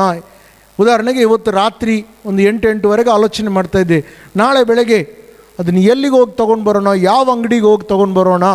ಕೆಲವು ವಸ್ತುಗಳೆಲ್ಲ ಬೇಕಾಗಿತ್ತು. ಅಂದುಕೊಂಡು ಸರಿ ನಾಳೆ ಎಲ್ಲಿಗೆ ಹೋಗಬೇಕು, ಹೋಗೋಣ ಅಂದೇಳಿ ಯೋಚನೆ ಮಾಡಿ ಮಲಗಿಬಿಟ್ಟೆ. ಪ್ರೇಯರ್ ಮಾಡಿಲ್ಲ. ಮರುದಿನ ಬೆಳಗ್ಗೆ 8 ಗಂಟೆಗೆ ಗಂಟೆ ಬಾರಿಸಿದ್ರು ಯಾರೋ ಮನೆಯೊಳಗೆ. ಹೋಗಿ ತೆಗೆದ್ರೆ ಅವ್ರು ಬಂದು ಪ್ರೈಸ್ ದ ಲಾರ್ಡ್ ಪಾಸ್ಟರ್ ಅಂದೇಳಿ ಕೈಯಲ್ಲಿ ಒಂದು ಚೀಲ ಕೊಟ್ಟರು. ಪಾಸ್ಟರ್ ಇದು ನಿಮಗೆ ಇಟ್ಕೊಳ್ರಿ, ಪ್ರೇಯರ್ ಮಾಡಿರಿ, ನಾನು ಹೋಗ್ತೀನಿ ಎಂಬುದಾಗಿ ಕೊಟ್ಟರು. ಪ್ರೇಯರ್ ಮಾಡಿದ್ರು, ಹೋದರು. ನಾನು ಅದನ್ನಲ್ಲಿಟ್ಟು ಸ್ವಲ್ಪ ಕೆಲಸದಲ್ಲಿ ಬ್ಯುಸಿ ಆದೆ. ಸರಿ, ಆಮೇಲೆ 10 ಗಂಟೆಗೆಲ್ಲ ಅಂಗಡಿ ತೆಗಿತಾರಲ್ಲ, ಸರಿ ಇವ್ರು ಏನು ತಂದಾರ ನೋಡೋಣ ಅಂದೇಳಿ ಬ್ಯಾಗ್ ನೋಡಿದಾಗ ನನಗೆ ಏನೇನು ವಸ್ತುಗಳು ಬೇಕಾಗಿತ್ತೋ ಎಲ್ಲ ಬ್ಯಾಗ್ ಒಳಗಿತ್ತು. ಹಲ್ಲೆಲೂಯಾ. ನಮ್ಮ ದೇವರಿಗೆ ಗೊತ್ತು ನಿಮಗೆ ಏನು ಬೇಕು ಎಂಬುದಾಗಿ. ಚಿಂತೆ ಮಾಡುವುದು ನಾವು ಬೇಡ. ಸರಿ, ಇದು 3-4 ವಾರಗಳ ಹಿಂದೆ ಆಯಿತು. 3 ದಿನ 4 ದಿನ ಹಿಂದೆ ನನ್ನ ಪರ್ಸ್ ಖಾಲಿಯಾಗಿತ್ತು. ಇದ್ದಕ್ಕಿದ್ದಂತೆ 300 ರೂಪಾಯಿ ಖರ್ಚು ಬಂತು. ಈಗ ಅದು ಬಿಲ್ ಏನೋ ಕಟ್ಟಬೇಕು, 300 ರೂಪಾಯಿ. ಸರಿ ಆಯಿತು ಬಿಡಪ್ಪ, ಏನು ಮಾಡೋದು ನೋಡೋಣ. ಆ ಮನುಷ್ಯನಿಗೆ ಹೇಳಿದೆ, ನಾಳೆ ಕೊಡ್ತೀನಿ ಬಿಡೋಣ. ಆಯ್ತು ಸರ್, ನೀವು ಯಾವಾಗನ್ನ ಕೊಡ್ರಿ ಸರ್, ಪರವಾಗಿಲ್ಲ ಅಂದ.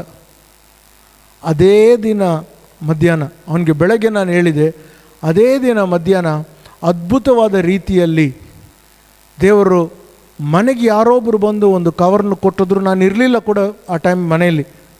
ಇದು ಪಾಸ್ಟ್ರಿಗೆ ಕೊಡ್ರಿ ಅಂದೇಳಿ. ಒಳಗೆ ಆ ಕವರ್ನಲ್ಲಿ 500 ರೂಪಾಯಿ ಇತ್ತು. ಯಾಕಿದು ನಾನು ಹೇಳ್ತಾ ಇದ್ದೀನಿ, ದೇವರ ರಾಜ್ಯವನ್ನು ನೀತಿಯನ್ನು ಹುಡುಕಿದಾಗ ಎಲ್ಲ ಸಂಗತಿಗಳು ನಮ್ಮ ಹಿಂದೆ ಬರ್ತದೆ. ಚಿಂತೆ ಮಾಡಿ ನಾವು ಆ ಬೀಜೆಯ ಫಲವನ್ನು ನಾವು ನಾಶನ ಮಾಡ್ತಾ ಇದ್ದೇವೆ. ಬೀಜ ಕೊಡುವಂಥ ಆ ಒಂದು ಕ್ಷಮತೆ, ಅದರಲ್ಲಿರುವಂಥ ಒಂದು ಶಕ್ತಿಯು ಅದು ಕಳೆದೋಗ್ತದೆ ಪ್ರಿಯರೇ. ಕೊನೆಯ ಭೂಮಿ ಯಾವುದಂದರೆ ವಾಕ್ಯವನ್ನು ಕೇಳಿ ಹೃದಯದಲ್ಲಿ ಕಾಪಾಡಿಕೊಳ್ಳುವಂಥದ್ದು, ಯಥಾರ್ಥವಾಗಿ ಕಾಪಾಡಿಕೊಳ್ಳುವಂಥದ್ದು. ಏನೇ ಬಿದ್ದು ಹೋದರೂ ಕೂಡ, ಪ್ರಾಣ ಹೋದರೂ ಚಿಂತೆ ಇಲ್ಲ, ವಾಕ್ಯವನ್ನು ನಾವು ಆರಿಸಿಕೊಳ್ಳೋಣ. ವಾಕ್ಯವನ್ನು ಬಿಟ್ಟು ಬಿಡೋದು ಬೇಡ, ವಾಕ್ಯವು ಬಿಟ್ಟು ಕೊಡುವುದು ಬೇಡ ಪ್ರಿಯರೇ. ಆದಿಕಾಂಡ 8ನೇ ಅಧ್ಯಾಯ 22ನೇ ವಚನದಲ್ಲಿ ಏನು ಬರೆದಿದೆ ಎಂದರೆ, ಭೂಮಿಯು ಇರುವವರೆಗೂ ಬಿತ್ತುವ ಕಾಲವು ಕೊಯ್ಯುವ ಕಾಲವು ನಿಂತು ಹೋಗುವುದೇ ಇಲ್ಲ ಎಂದು ಯೇಸುಸ್ವಾಮಿ ಹೇಳಿದರು. ಯೇಸುಸ್ವಾಮಿ ಏನು ಹೇಳ್ತಾ ಇದ್ದಾರೆ ಅಲ್ಲಿ? ಭೂಮಿಯು ಇರುವ ತನಕ ಬಿತ್ತುವುದು ಕೊಯ್ಯುವುದು ಆ ಕಾಲವು ಇರ್ತದೆ, ಇಲ್ಲದೆ ಇರುವುದಿಲ್ಲ, ಅದು ಇದ್ದೇ ಇರ್ತದೆ. ಪ್ರತಿ ಸಾರಿ ನೀವು ನಾನು ದೇವರ ವಾಕ್ಯ ಎಂಬಂಥ ಬೀಜವನ್ನು ನಮ್ಮ ಹೃದಯದಲ್ಲಿ ಹಾಕ್ಕೊಂಡಿದ್ದಾಗ ನಾವು ಅದನ್ನು ಬಿತ್ಕೊಳ್ತಾ ಇದ್ದೇವೆ. ಬಿತ್ತಿದಾಗ ಏನಾಗ್ತದೆ, ಅದನ್ನು ಕೊಯ್ಯುವಂಥ ಸಮಯ ಕೂಡ ಬರ್ತದೆ. ಒಬ್ಬನು ಬೀಜವನ್ನು ಬಿತ್ತಿದಾಗ ತಕ್ಷಣ ಮೊಳಕೆ ಬರಲ್ಲ, ತಕ್ಷಣ ಫಲ ಬರಲ್ಲ, ತಕ್ಷಣ ಗಿಡ ಬರಲ್ಲ. ಕಾಯ್ತಾ ಇರ್ತಾನೆ. ಕಾಯೋಣ, ನಮ್ಮ ನಂಬಿಕೆಗೆ ಖಂಡಿತವಾಗಿ ಉತ್ತರ ಬರ್ತದೆ, ಫಲ ಬರ್ತದೆ. ಆಮೇನ್. ದೇವರು ಖಂಡಿತವಾಗಿ ನಮ್ಮ ಜೀವಿತದಲ್ಲಿ ಕಾರ್ಯ ಮಾಡ್ತಾನೆ. ಅಪೊಸ್ತಲ ಕೃತ್ಯ 10ನೇ ಅಧ್ಯಾಯ 34ನೇ ವಚನದಲ್ಲಿ ಈ ರೀತಿ ಬರೆಯಲ್ಪಟ್ಟಿದೆ, ಪೇತ್ರನು ತನ್ನ ಬಾಯನ್ನು ತೆರೆದು ಹೇಳಿದನೇನೆಂದರೆ, ನಿಜವಾಗಿಯೂ ದೇವರು ಪಕ್ಷಪಾತಿ ಅಲ್ಲವೆಂದು ನಾನು ತಿಳಿದಿದ್ದೇನೆ. ದೇವರು ಪಕ್ಷಪಾತಿ ಅಲ್ಲ. ನಾವು ಅಂದ್ಕೊಳ್ತೇವಲ್ಲ, ಇಲ್ಲಪ್ಪ ಈ ಬರೀ ಆ ಪಾಸ್ಟರ್ಗೆ ಕೆಲಸ ಮಾಡ್ತೈತೆ ವಾಕ್ಯ, ನನಗೆ ಮಾಡಲ್ಲ. ಪೇತ್ರನು ಏನು ತಿಳ್ಕೊಂಡಿದ್ದಾನೆ? ದೇವರು ಪಕ್ಷಪಾತಿ ಅಲ್ಲ. ನಾವು ತಿಳ್ಕೊಂಡಿದ್ದೀವ? ಎಲ್ಲರೂ ಹೇಳ್ರಿ, ನನ್ನ ದೇವರು ಪಕ್ಷಪಾತಿ ಅಲ್ಲ. ನಮ್ಮ ದೇವರು ಪಕ್ಷಪಾತಿ ಅಲ್ಲ. ಪೇತ್ರನು ಅದನ್ನು ತಿಳಿದುಕೊಂಡಿದ್ದಾನೆ. ಅದು ನಿಜ ಎಂದು ಹೇಳ್ತಾ ಇದ್ದೇನೆ. ನಿಜವಾಗಿಯೂ ದೇವರು ಪಕ್ಷಪಾತಿಯೂ ಅಲ್ಲ. ಕೊಲೊಸ್ಸೆ 1:5-6 ನೋಡ್ರಿ ಏನು ಬರೆಯಲ್ಪಟ್ಟಿದೆ. ಪರಲೋಕದಲ್ಲಿ ನಿಮಗೋಸ್ಕರ ಇಟ್ಟಿರುವ ನಿರೀಕ್ಷೆಯ ಕುರಿತು ಸುವಾರ್ತೆಯ ಸತ್ಯವಾಕ್ಯದಿಂದ ನೀವು ಮೊದಲು ಅದನ್ನು ಕೇಳಿದಿರಿ. ನೀವು ಸತ್ಯದಲ್ಲಿ ದೇವರ ಕೃಪೆಯನ್ನು ಕೇಳಿ ತಿಳ್ಕೊಂಡ ದೆಸೆಯಿಂದ ನಿಮ್ಮ ಬಳಿಗೆ ಬಂದಂತಹ ಆ ಸುವಾರ್ತೆಯು ಲೋಕದಲ್ಲಿ ಎಲ್ಲ ಕಡೆ ಫಲ ಕೊಟ್ಟಂತೆ ನಿಮ್ಮಲ್ಲಿ ಕೂಡ ಫಲ ಕೊಡುತ್ತದೆ. ಸುವಾರ್ತೆ, ಆ ವಾಕ್ಯವು ನಮ್ಮ ಕಡೆ ಬಂದಾಗ, ಆ ಸುದ್ದಿ ನಮ್ಮ ಕಡೆ ಬಂದಾಗ, ಆ ಒಳ್ಳೆಯ ಸಮಾಚಾರ ನಮ್ಮ ಬಳಿಗೆ ದೇವರ ವಾಕ್ಯ ಬಂದಾಗ ಯಾರು ಅದನ್ನು ನಂಬಿದರೋ ಅವರ ಜೀವಿತದಲ್ಲಿ ಅದು ಫಲ ಕೊಟ್ಟಿತು. ಏನು ಹೇಳ್ತಾ ಇದ್ದೇನೆ ಪೌಲನಲ್ಲಿ? ಭೂಮಿಯ ಎಲ್ಲ ಕಡೆ ಯಾರು ಈ ವಾಕ್ಯವನ್ನು ಕೇಳಿ ನಂಬಿದರೋ ಅವರ ಜೀವಿತದಲ್ಲಿ ಫಲ ಬರ್ತದೆ. ನಿಮ್ಮ ಜೀವಿತದಲ್ಲಿ ಫಲ ಇದೆ. ಇವತ್ತು ನಿಮ್ಮ ಜೀವಿತದಲ್ಲಿ ಫಲ ಬರುತ್ತದೆ. ನಾವು ಅದನ್ನು ನಂಬೇಕು. ಯಾಕೆ? ಎಲ್ಲ ಕಡೆ ಫಲ ಕೊಟ್ಟದ್ದು. ನಮ್ಮ ದೇವರು ಪಕ್ಷಪಾತಿ ಅಲ್ಲ. ಖಂಡಿತವಾಗಿ ಬಿತ್ತುವಾಗ ಅದಕ್ಕೆ ಕೊಯ್ಯುವಂಥ ಸಮಯ ಕೂಡ ನಮ್ಮಲ್ಲಿ ಬಂದೇ ಬರ್ತದೆ ಪ್ರಿಯರೇ. ಅನೇಕ ಸಾರಿ ಈ ವಾಕ್ಯವನ್ನು ನಾನು ಹೇಳ್ತಾ ಇರ್ತೇನೆ. ಜ್ಞಾನೋಕ್ತಿ 30ನೇ ಅಧ್ಯಾಯ 5ನೇ ವಚನ, ದೇವರ ಪ್ರತಿಯೊಂದು ಮಾತು ಶುದ್ಧವಾಗಿದೆ, ಸತ್ಯವಾಗಿದೆ. ದೇವರ ಪ್ರತಿಯೊಂದು ಮಾತು, ಆದಿಕಾಂಡದಿಂದ ಪ್ರಕಟಣೆ ತನಕ ಬರೆದಿರುವ ಪ್ರತಿಯೊಂದು ಮಾತು ಸತ್ಯವಾಗಿದೆ. ನಮಗೆಲ್ಲ ಕೆಲವು ಭಾಗಗಳು ಭಾಳ ಇಷ್ಟ ಬೈಬಲ್ನಲ್ಲಿ. ಕೆಲವರು ಬರೀ ಕೀರ್ತನೆ ಓದ್ತಾ ಇರ್ತಾರೆ. ಓದಬಾರ್ದು ನಾನು ಹೇಳಂಗಿಲ್ಲ. ಕೀರ್ತನೆ ಎಷ್ಟು ಸತ್ಯವಾಗಿದೆಯೋ ಆದಿಕಾಂಡ ಕೂಡ ಅಷ್ಟೇ ಸತ್ಯವಾಗಿದೆ. ಯೆಶಯ ಕೂಡ ಅಷ್ಟೇ ಸತ್ಯವಾಗಿದೆ. ಜೆಫನ್ಯ ಪುಸ್ತಕ ಕೂಡ ಅಷ್ಟೇ ಸತ್ಯವಾಗಿದೆ. ಜೆಫನ್ಯ ಎಲ್ಲಿದೆ ರೀ? ಬೈಬಲ್ನಲ್ಲಿದೆ ರೀ. ದೇವರ ಪ್ರತಿಯೊಂದು ಮಾತು ಸತ್ಯವಾಗಿದೆ. ಹಲ್ಲೆಲೂಯಾ. ದೇವರ ಪ್ರತಿಯೊಂದು ಮಾತು ಸತ್ಯವಾಗಿದೆ. ಮುಂದೆ ನೋಡಿ, ಭಕ್ತನೇನು ಹೇಳ್ತಾನೆ? ಅರಣ್ಯಕಾಂಡ 23:19, ಸುಳ್ಳಾಡುವುದಕ್ಕೆ ದೇವರು ಮನುಷ್ಯನಲ್ಲ, ಪಶ್ಚಾತ್ತಾಪ ಹಾಗೆ ನರಪುತ್ರನಲ್ಲ. ಆತನು ನುಡಿದಿದ್ದನ್ನು ಮಾಡದೇ ಇರುವನೋ, ಮಾತನಾಡಿದ್ದನ್ನು ಆತನು ಸ್ಥಾಪಿಸದೇ ಇರುವನೋ. ವಾ, ನಮ್ಮ ದೇವರು ಎಂಥವನ್ರಿ?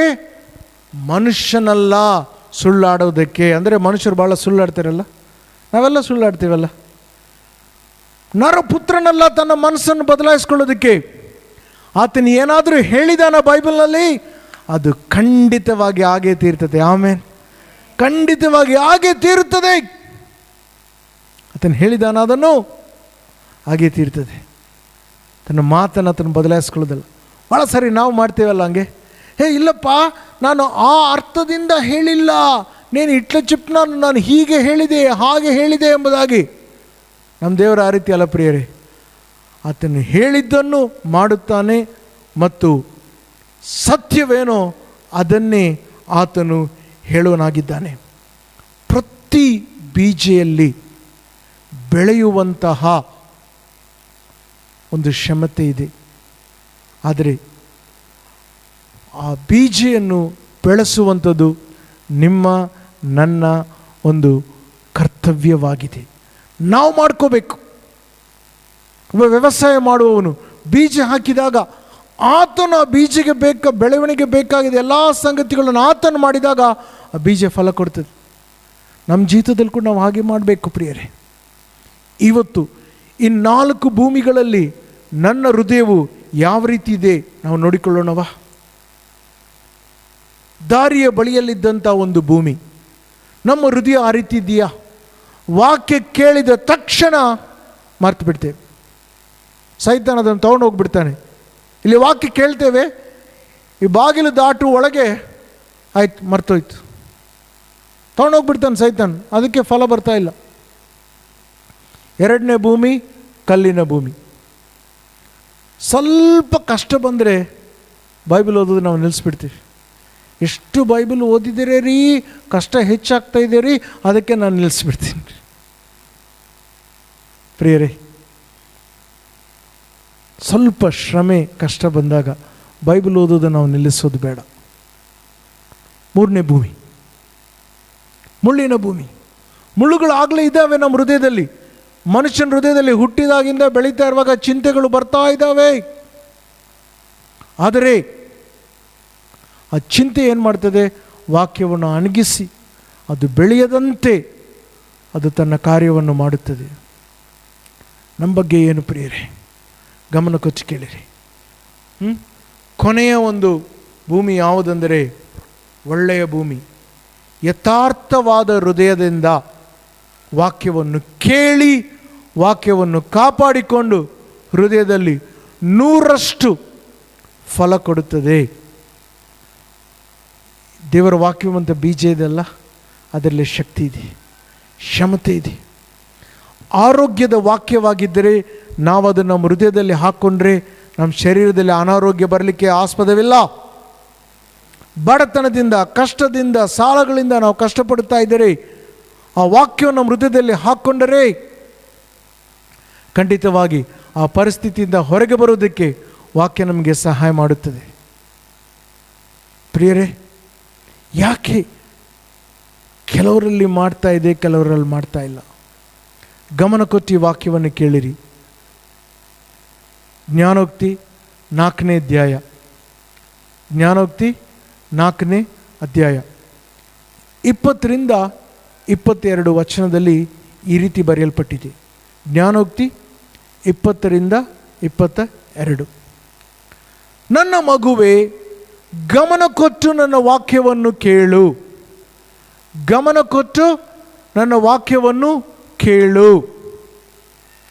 ನಾನು ಏನೇನು ಕಲಿಸಿಕೊಟ್ಟಿದ್ದೇನೋ ನಿನಗೆ ಅದನ್ನೆಲ್ಲ ಬಹು ಜಾಗ್ರತೆಯಿಂದ ಕಾಪಾಡಿಕೊ. ಪ್ರಿಯರೇ, ದೇವರ ವಾಕ್ಯದ ಕಡೆ ನಾವು ಗಮನ ಕೊಡ್ತಾ ಇದ್ದೀವಾ? ಕರ್ತನ ಏನು ಹೇಳ್ತಾ ಇದ್ದೇನೆ? ನಾನು ನಿನಗೆ ಏನೇನು ಕಲಿಸಿಕೊಟ್ಟಿದ್ದೇನೋ ಅದು ಎಲ್ಲದನ್ನು ನೀನು ಗಮನ ಕೊಟ್ಟು ಕೇಳು. ಪ್ರತಿ ಸಾರಿ ವಾಕ್ಯ ಓದಬೇಕಂದ್ರೆ, ವಾಕ್ಯ ಕೇಳಬೇಕಂದ್ರೆ ನಮಗೆ ಬರುವಂಥ ಅಡ್ಡಿಗಳು, ನಮ್ಮ ಗಮನವನ್ನು ಆಚೆ ಈಚೆ ಚಲಿಸುವಂಥ ಎಲ್ಲ ಸಂಗತಿಗಳನ್ನು ದೂರವಿಟ್ಟು ಬೈಬಲ್ ಜೊತೆಗೆ ಕೂತ್ಕೊಳ್ಳೋಣ. ದೇವರು ನಮ್ಮ ಸಂಗಡ ಮಾತನಾಡ್ತಾನೆ. 21ನೇ ವಾಕ್ಯದಲ್ಲಿ ಏನು ಹೇಳ್ತಾನೆ ನೋಡ್ರಿ. ನಿಮ್ಮ ಆಲೋಚನೆಗಳನ್ನು ನನ್ನ ಮಾತಿನಿಂದ ತುಂಬಿಸಿಕೊಳ್ಳಿರಿ, ಆಗ ಅದು ನಿಮ್ಮ ಆತ್ಮದೊಳಗೆ ಪ್ರವೇಶಿಸುತ್ತದೆ. ನಮ್ಮ ಆಲೋಚನೆಗಳನ್ನು ಯಾವುದರಿಂದ ತುಂಬಿಸ್ಕೊಳ್ಬೇಕಂತೀರಿ? ದೇವರ ವಾಕ್ಯದಿಂದ. ಆವಾಗ ಅದು ನಮ್ಮ ಆತ್ಮ ಒಳಗೆ ಪ್ರವೇಶಿಸ್ತದೆ. ಯಾವುದರಿಂದ ತುಂಬಿಸ್ಕೊಳ್ತಾ ಇದ್ದೇವೆ? TV 9, ಪಬ್ಲಿಕ್ TV, ಅವ್ರು ಹೇಳಿದರು ಕೊರೋನಾ ಬಂತು, ಅದು ಬಂತು, ಇದು ಬಂತು ಅಂದೇಳಿ ತುಂಬಿಸ್ಕೊಳ್ತಾ ಇದ್ದರೆ ಅದೇ ನಿಮ್ಮ ಹೃದಯದೊಳಗೆ ಹೋಗ್ತದೆ. ಹಲ್ಲೆಲೂಯ. ಸತ್ಯಪ್ರಿಯರೇ, ಇದು ಹೌದು. ಕೊರೋನಾ ಬಂದು ಅನೇಕರ ಪ್ರಾಣ ಹೋಗ್ತಾ ಇದೆ, ಅದು ನಿಜ. ಆದರೆ ವಾಕ್ಯ ಹೇಳುವುದು ಕೂಡ ಸತ್ಯ. ವಾಕ್ಯ ಏನು ಹೇಳ್ತಿದ್ದೆ ಗೊತ್ತಾ ಪ್ರಿಯರೇ? ನಿಶ್ಚಯವಾಗಿ ಆತನು ನನ್ನ ಎಲ್ಲ ರೋಗಗಳನ್ನು ತನ್ನ ಮೇಲೆ ಹೊತ್ತುಕೊಂಡನು, ಆತನ ಬಾಸುಂಡಗಳಿಂದ ನನಗೆ ಗುಣವಾಗಿದೆ. ನಿಜ, ಎಲ್ಲರಿಗೆ ಕರೋನಾ ಬರ್ತಾ ಇದೆ. ಆದರೆ ಇದು ಕೂಡ ನಿಜ, ಗೂಡಾರದ ಸಮೀಪಕ್ಕೆ ಉಪದ್ರವ ಬರುವುದಿಲ್ಲ, ಕೇಡೇನು ನಿನಗೆ ಸಂಭವಿಸುವುದಿಲ್ಲ, ಅದು ನಿಜ. ಆದರೆ ನೀವು ನಾನು ಆಯ್ಕೆ ಮಾಡಿಕೊಳ್ಬೇಕು, ನಮ್ಮ ಹೃದಯವನ್ನು ಯಾವುದರಿಂದ ನಾವು ತುಂಬಿಸಿಕೊಳ್ತೇವೆ? ನಮ್ಮ ಆಲೋಚನೆಯಿಂದ. ಬೆಳಗ್ಗೆ ಆರಾಧನೆ ಆಯಿತು, ಅಲ್ಲಿ ನಿಂತ್ಕೊಂಡಿದ್ದೆ, ಯಾರೋ ಒಬ್ಬರು ಬಂದು ಕೊರೋನಾ ಬಗ್ಗೆ ಮಾತಾಡಿದ್ರು. ನಾನು ತಕ್ಷಣ ಹೋಗಿ ಯಾರು ಮಾತಾಡಿದ್ರು ಅಂದರೆ, ಇಲ್ಲಣ್ಣ ಯಾರಿಲ್ಲಣ್ಣ. ಏನು ಮಾತಾಡ್ತಿರೋ ಅದು ಆಲೋಚನೆಯಲ್ಲಿ ತುಂಬಿಕೊಂಡ್ಬಿಟ್ರೆ ಹೃದಯದೊಳಗೆ ಹೋಗ್ಬಿಡ್ತದೆ. ಹೃದಯದಲ್ಲಿ ಇರುವಂಥದ್ದೇ ಹೃದಯದಿಂದ ಹೊರಗೆ ಬರ್ತದೆ. ದೇವರು ಏನಂತಾರೆ ಅಂದರೆ, ಹೃದಯ ತುಂಬಿದಾಗಿಂದ ಬಾಯಿಂದ ಅದು ಹೊರಗಡೆ ಬರ್ತದೆ. ನಿಮ್ಮ ಮಾತು ತೋರಿಸುತ್ತೆ ನಿಮ್ಮ ಹೃದಯದಲ್ಲಿ ಏನಿದೆ ಎಂಬುದಾಗಿ. ಭಾಳ ಜಾಗೃತಿಯಾಗಿರಬೇಕು. ಏನು ಹೇಳ್ತಾನೆ ನೋಡ್ರಿ, ನಮ್ಮ ಮುಂದೆ ದೇವರ ವಾಕ್ಯವನ್ನು ದೃಷ್ಟಿಸಿ ಇಟ್ಟುಕೊಂಡಾಗ, ನಮ್ಮ ಆಲೋಚನೆಗಳನ್ನು ದೇವರ ವಾಕ್ಯದಿಂದ ತುಂಬಿಸಿಕೊಂಡಾಗ ಅವಾಗ ಏನಾಗ್ತದೆ ಅಂದರೆ, ದೇವರ ವಾಕ್ಯವು ನಮಗೆ ಆರೋಗ್ಯವನ್ನು ಕೊಡುವಂಥದ್ದಾಗಿದೆ. ದೇವರ ವಾಕ್ಯವು ನಮಗೆ ಆರೋಗ್ಯವನ್ನು ಕೊಡುವಂಥದ್ದಾಗಿದೆ. ಇವತ್ತು ಶರೀರದಲ್ಲಿ ಏನಾದರೂ ಅನಾರೋಗ್ಯವಿದೆಯಾ? ದೇವರ ವಾಕ್ಯವು ನಮಗೆ ಆರೋಗ್ಯ ಕೊಡುತ್ತದೆ. ಅನೇಕ ವರ್ಷಗಳ ಹಿಂದೆ ಒಬ್ಬ ಯವನಸ್ಥನು ಸುಮಾರು 13ರಿಂದ 14 ವಯಸ್ಸಿರುವಾಗ TB ರೋಗ ಬಂದಿತ್ತು. ಭಾಳ ವರ್ಷಗಳ ಹಿಂದೆ. TB ರೋಗಕ್ಕೆಲ್ಲ ಆ ದಿನದಲ್ಲಿ ಔಷಧ ಇರಲಿಲ್ಲ. ಅದು ಬಂದರೆ ಗ್ಯಾರಂಟಿ ಸಾಯ್ತಾನೆ. ಸೊ ಈ ಮನುಷ್ಯನು ಬೈಬಲ್ನಲ್ಲಿ ಒಂದು ವಾಕ್ಯ ಸಿಕ್ತು ಏನೆಂಬುದಾಗಿ, ಪ್ರಾರ್ಥನೆಯಲ್ಲಿ ನೀನು ಏನು ಬೇಡಿಕೊಳ್ತೀಯೋ ಅದು ನಿನಗೆ ಸಿಗ್ತತೆ ಎಂಬುದಾಗಿ. ಆ ವಾಕ್ಯ ತಗೊಂಡು ಆತನು ಹೃದಯದಲ್ಲಿ ತುಂಬಿಸ್ಕೊಂಡು 75 ವರ್ಷ ಆತನು ಜೀವಿಸಿದ. 75 ವರ್ಷ ಜೀವಿಸಿ ಕೆಲವು ವರ್ಷಗಳ ಹಿಂದೆ ಪ್ರಾಣ ಕಳ್ಕೊಂಡ್ರು. ಹೆಂಗೆ ಕಳ್ಕೊಂಡ್ರು? ರೋಗದಿಂದ ಸಾಯಲಿಲ್ಲ. ಮಕ್ಕಳು, ಮೊಮ್ಮಕ್ಕಳು, ಮರಿ ಮೊಮ್ಮಕ್ಕಳು ಎಲ್ಲರೂ ಸೇರಿ ಸುಮಾರು ಒಂದು 25-30 ಜನ, ದೊಡ್ಡ ಕುಟುಂಬ. ಎಲ್ಲರೂ ದೊಡ್ಡ ಟೇಬಲ್ನಲ್ಲಿ ಕುಂತು ಊಟ ಮಾಡಿ, ಪ್ರಾರ್ಥನೆ ಮಾಡಿ, ಕರ್ತನ ಭೋಜನ ಮಾಡಿ, ಆ ಪಾಸ್ಟರ್ ಎಲ್ಲರ ಹತ್ರ ಮಾತಾಡ್ಕೊತ ಚೇರ್ನಲ್ಲಿ ನಾನು ಹೋಗ್ತೀನಿ ಬಾಯ್ ಎಂದೇಳಿ ಮಲ್ಕೊಂಡು ದೇವ್ರ ಕಡೆ ಹೋಗ್ಬಿಟ್ರು. ಈ ವಾಕ್ಯ ಇದೆಯಲ್ಲ, ಇದರಲ್ಲಿ ಶಕ್ತಿ ಇದೆ. ಇದು ನನ್ನ ಹೃದಯದಲ್ಲಿ ತುಂಬಿಸ್ಕೊಂಡಾಗ ಈ ವಾಕ್ಯ ನನಗೆ ಔಷಧ ಆಗ್ತದೆ. ಔಷಧಗಳು ಡಾಕ್ಟ್ರ್ ಮುಖಾಂತರ ದೇವರು ವಾಸಿ ಮಾಡೋದಿಲ್ಲ ನಾನು ಹೇಳ್ತಾ ಇಲ್ಲ. ಆದರೆ ಕೆಲವು ಸಾರಿ ಔಷಧಗಳು ಯಾರನ್ನು ವಾಸಿ ಮಾಡಲಿಕ್ಕೆ ಆಗುವುದಿಲ್ಲ. ಅಂತಹ ಸಮಯದಲ್ಲಿ ದೇವರ ವಾಕ್ಯ ನಮ್ಮನ್ನು ವಾಸಿ ಮಾಡುತ್ತದೆ. ಪ್ರಿಯರೇ, ಕೊನೆಯದಾಗಿ ಜ್ಞಾನೋಕ್ತಿ 4:23 ಏನು ಬರೆದಿದೆ ಅಂದರೆ, ನಿಮ್ಮ ಹೃದಯವನ್ನು ಬಹು ಜಾಗೃತಿಯಿಂದ ಕಾಪಾಡಿಕೊಳ್ಳು, ಯಾಕಂದರೆ ಅದರೊಳಗಿಂದ ಜೀವಾಧಾರಗಳು ಹೊರಗಡೆ ಬರ್ತದೆ. ಎಲ್ಲರೂ ಗಮನ ಕೊಟ್ಟು ಕೇಳಿ. ಇವತ್ತು ನಮ್ಮ ಜೀವಿತದಲ್ಲಿ ಏನೇನು ಆಗ್ತಾ ಇದೆ ಅಲ್ಲ, ಅದಕ್ಕೆಲ್ಲ ಕಾರಣ ಯಾವುದು ಗೊತ್ತಾ? ನಮ್ಮ ಹೃದಯ. ನಮ್ಮ ಹೃದಯದನ್ನು ಭಾಳ ಜಾಗೃತಿಯಿಂದ ಕಾಪಾಡಿಕೊಳ್ಬೇಕು. ಯಾವುದ್ಯಾವುದು ನಮ್ಮ ಹೃದಯವನ್ನು ತುಂಬಿಕೊಳ್ತದೋ ಅದು ಬಂದು ಏನಾಗ್ತದೆ, ನಮ್ಮ ಹೊರಗಡೆ ಬಂದು ಕಾರ್ಯ ಮಾಡ್ತಾ ಇರ್ತದೆ. ಭಾಳ ಜಾಗೃತಿಯಿಂದ ಇರಬೇಕು. ಈ ಸಮಯದಲ್ಲಿ ಪ್ರಿಯರೇ, ದೇವರು ತನ್ನ ವಾಕ್ಯವನ್ನು ನಮಗೆ ಕೊಟ್ಟಿದ್ದಾನೆ. ಈ ವಾಕ್ಯವನ್ನು ಆನ್ಲೈನ್ನಲ್ಲಿ ಕೂಡ ವೀಕ್ಷಿಸುವಂಥ ಎಲ್ಲ ವೀಕ್ಷಕರಿಗೆ ನಾನು ಹೇಳೋದು ಒಂದೇ, ಪ್ರತಿದಿನ ನಾವು ದೇವರ ವಾಕ್ಯವನ್ನು ಓದೋಣ. ಎಷ್ಟು ಓದ್ತಾ ಇದ್ದೀರಿ? 5 ಅಧ್ಯಾಯಗಳಾದರೂ ಕನಿಷ್ಠ ಪಕ್ಷಕ್ಕೆ ಓದಬೇಕು. ಆದಿಕಾಂಡದಿಂದ ಪ್ರಾರಂಭಿಸಿ ಪ್ರಕಟಣೆ ತನಕ ಪ್ರತಿದಿನ ಬೈಬಲ್ ಓದೋಣ. ಕೆಲವರು ಬಂದು ಬರೀ ಕೀರ್ತನೆ ಓದ್ತಾ ಇದ್ದಾರೆ. ಕೀರ್ತನೆ ದೇವರ ವಾಕ್ಯ ಅಲ್ಲ ಎಂದು ನಾನು ಹೇಳ್ತಾ ಇಲ್ಲ. ಕೀರ್ತನೆ ದೇವರ ವಾಕ್ಯ, ಆದಿಕಾಂಡ ದೇವರ ವಾಕ್ಯ, ಅರಣ್ಯಕಾಂಡ ದೇವರ ವಾಕ್ಯ, ನಾಹೂಮ್, ಜೆಫನಯ್ಯ, ಜಕರಿಯ ಅದೆಲ್ಲ ಕೂಡ ದೇವರ ವಾಕ್ಯ, ಮತ್ತಾಯಿ, ರೋಮ ಎಲ್ಲ ದೇವರ ವಾಕ್ಯ. ಎಲ್ಲವನ್ನೂ ಓದಿಕೊಳ್ಳೋಣ ಪ್ರಿಯರೇ, ಎಲ್ಲವನ್ನೂ ನಾವು ಓದಿಕೊಳ್ಳೋಣ. ಪ್ರತಿದಿನ ಕಡಿಮೆ ಪಕ್ಷಕ್ಕೆ 5 ಅಧ್ಯಾಯವಾದರೂ ನಾವು ಓದಿಕೊಳ್ಳೋಣವಾ? ಈ ಸಮಯದಲ್ಲಿ ನಾವೆಲ್ಲರೂ ಎದ್ದು ನಿಂತುಕೊಂಡು ಪ್ರಾರ್ಥಿಸಿಕೊಳ್ಳೋಣ. ಅದೇ ಸಮಯದಲ್ಲಿ ಪ್ರಿಯರೇ, ವೀಕ್ಷಿಸುವಂಥ ಆನ್ಲೈನ್ ವೀಕ್ಷಕರಲ್ಲಿ ಕೂಡ ನಾನು ಕೇಳಿಕೊಳ್ತೇನೆ, ಇವತ್ತು ಕರ್ತನಿಗೆ ನಾವೊಂದು ಸಮರ್ಪಣೆ ಮಾಡೋಣ. ಪ್ರತಿದಿನ 5 ಅಧ್ಯಾಯವನ್ನಾದರೂ ನಾನು ಓದ್ತೇನೆ. 5ಕ್ಕಿಂತ ಹೆಚ್ಚು ಓದ್ತಾ ಇದ್ದರೆ ಸ್ತೋತ್ರ, ಮತ್ತೆ 5ಕ್ಕೆ ತರಬೇಡ್ರಿ. ಕಡಿಮೆ ಪಕ್ಷ 5 ಆದರೂ ನಾವು ಓದಿಕೊಳ್ಳೋಣ, ಪ್ರಾರ್ಥನೆ ಮಾಡಿಕೊಳ್ಳೋಣ. ತಂದೆಯಾದ ದೇವರೇ ಸ್ವಾಮಿ, ನಜರೇತಿನ ಯೇಸುವಿನ ನಾಮದಲ್ಲಿ ರಾಜ, ನಿಮ್ಮ ಮುಂದೆ ನಾವು ಬರೋರಾಗಿದ್ದೇವೆ. ನಮ್ಮೆಲ್ಲ ಸಭಿಕರಿಗಾಗಿ ನಾವು ಪ್ರಾರ್ಥಿಸ್ತೇವೆ.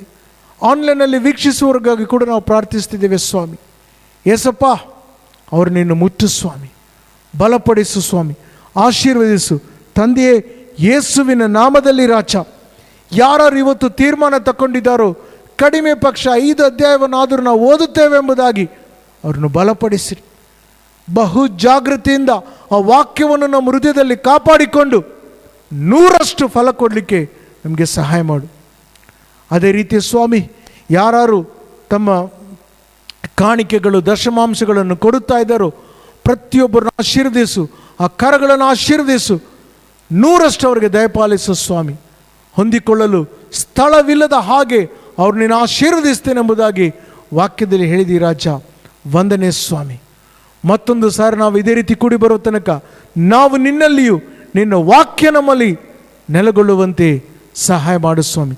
ಯಾರಿಗೆ ಅನಾರೋಗ್ಯವಿದೆಯೋ ಯೇಸು ನಾಮದಲ್ಲಿ ನಾನು ಅದನ್ನು ಶಪಿಸ್ತೇನೆ. ಪ್ರತಿ ವೃದ್ಧರು, ಪ್ರತಿ ಮಕ್ಕಳು, ಪ್ರತಿಯೊಬ್ಬರ ಮೇಲೆ ಸ್ವಾಮಿ ನಿನ್ನ ಹಸ್ತ ಬರಲಿ ರಾಜ. ಮುಚ್ಚು, ಆಶೀರ್ವದಿಸು, ಬಲಪಡಿಸು. ಮತ್ತೊಂದು ಸಾರಿ ನಾವು ಇದೇ ರೀತಿ ಕೂಡಿ ಬರುವ ತನಕ ನಮ್ಮ ತಂದೆಯಾದ ದೇವರ ಪ್ರೀತಿಯು, ಕರ್ತರಾದ ಯೇಸು ಕ್ರಿಸ್ತರ ಕೃಪೆ, ಪರಿಶುದ್ಧಾತ್ಮನ ಅನ್ಯೂನತೆ, ಸಹವಾಸ, ನಡೆಸುವಿಕೆ ಈಗಲೂ ಎಂದೆಂದಿಗೂ ನಮ್ಮೆಲ್ಲರ ಸಂಗಡ ನೆಲೆಗೊಂಡಿರಲಿ. ಆಮೇನ್. ಯೇಸು ಕ್ರಿಸ್ತರು ತಾನೇ ನಿಮ್ಮನ್ನು ಆಶೀರ್ವದಿಸಲಿ ಪ್ರಿಯರೇ. ಆಮೇನ್.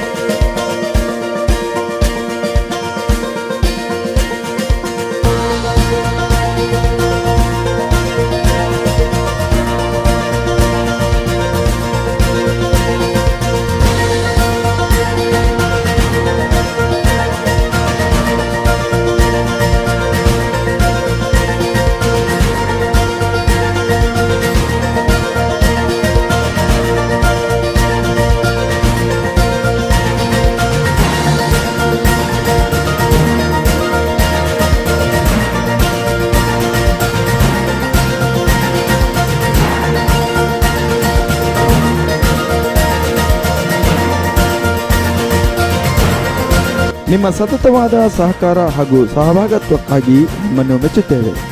ನಿಮ್ಮ ದಶಮಾಂಶ, ಮಿಷನರಿ ಕಾಣಿಕೆ ಹಾಗೂ ಕಾಣಿಕೆಗಳನ್ನು ಆನ್ಲೈನ್ ಮೂಲಕ ಸಲ್ಲಿಸುವುದಕ್ಕಾಗಿ ನಿಮಗೆ ಬ್ಯಾಂಕ್ನ ವಿವರಗಳನ್ನು ಸ್ಕ್ರೀನ್ ಮೇಲೆ ತೋರಿಸಲಾಗಿದೆ. ಬ್ಯಾಂಕ್ನ ಮಾಹಿತಿಯಲ್ಲಿ ಕಾಣಿಕೆ ವಿವರಗಳನ್ನು ನೀಡಿರಿ. ಆನ್ಲೈನ್ ಮೂಲಕ ನಿಮಗೆ ಕಳುಹಿಸಲು ಆಗದ ಪಕ್ಷದಲ್ಲಿ ಎತ್ತಿಟ್ಟಿರುವ ಅಥವಾ ತೆಗೆದಿಟ್ಟ ಕಾಣಿಕೆಗಳನ್ನು ಸಭಾಪಾಲಕರುಗಳಿಗೆ ತಲುಪಿಸುವಂತೆ ಮನವಿ ಮಾಡುತ್ತೇವೆ. ವಂದನೆಗಳು.